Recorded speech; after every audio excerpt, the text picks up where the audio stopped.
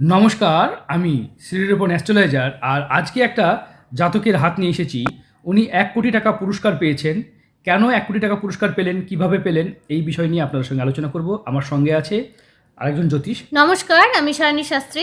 চলুন আজকে একটা ভিডিও আমরা আলোচনা করি। ভিডিওতে জাতক 1 কোটি টাকা পুরস্কার পেয়েছে, তাহলে কেন পেল? উনি আমাকে কিছুদিন আগে হাত দেখিয়েছিলেন। ওনার হাতে প্রাপ্তি যোগ নিয়ে আমরা অনেক কথা অনেক বলেছিলাম। কথাই বলেছি এবং তার ওনার সংখ্যা তত্ত্ব, শুভ শুভ সংখ্যা। সংখ্যা, শুভ নাম্বার, শুভ রং বলেছিলাম।